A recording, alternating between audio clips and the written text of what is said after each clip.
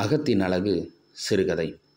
முன்னொரு காலத்தில் பாரசீக மன்னர் பீர்பாலை தனது நாட்டிற்கு சிறப்பு விருந்தினராக அனுப்பி வைக்குமாறு அரசர் அக்பருக்கு ஒரு ஓலை அனுப்பினார். அக்பரும் பீர்பாலை பாரசீக மன்னரின் வேண்டுகோளுக்கிணங்க பரிசு பொருட்களுடன் அனுப்பி வைத்தார். பீர்பாலின் அறிவாற்றலை சோதிக்க விரும்பிய பாரசீக மன்னர் அரசரை போல் அலங்கரித்து தோற்றம் கொண்ட நால்வருடன் தானும் சேர்ந்து அரசர்கள் அமரக்கூடிய இருக்கையில் அமர்ந்தனர். பாரசீக மன்னரை பீர்பால் சந்திப்பது இதுவே முதல் முறை. அரசரை சந்திக்க அரசவைக்கு சென்ற பீர்பால் அரசர் இருக்கையில் 5 பேர் ஒரே தோற்றத்துடன் அமர்ந்திருப்பதை கண்டார்.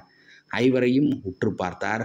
பின்பு உண்மையான அரசர் அமர்ந்திருக்கும் இருக்கையின் அருகில் சென்று, மாமன்னரே, தங்களை சந்திப்பதில் பெரு மகிழ்ச்சி அடைகிறேன் என்று கூறி மன்னர் கொடுத்தனுப்பிய பரிசு பொருட்களை பாரசீக மன்னரிடம் அளித்தார் மாமேதை பீர்பால். பீர்பாலை பார்த்து பாரசீக மன்னர், எப்படி நான் தான் அரசர் என்று கண்டுபிடித்தீர்கள் என்று கேட்டார். மேன்மைமிகு மன்னர் பெருமானே, இது ஒன்றும் சிரமமான காரியமல்ல. மற்ற நால்வரும் தங்களின் மீது கண்களை பதித்திருந்தனர். தாங்கள் மட்டுமே அரசருக்குரிய கம்பீரமான பார்வையுடன் என்னை நேருக்கு நேராக பார்த்து கொண்டிருந்தீர்கள். அதனை கொண்டு தாங்கள்தான் அரசர் என நான் தெரிந்து கொண்டேன். என்னதான் நாம் வேஷம் போட்டாலும் நம்முடைய செயல்கள் முகத்தின் மூலம் உண்மையை வெளிப்படுத்தி வருகின்றன.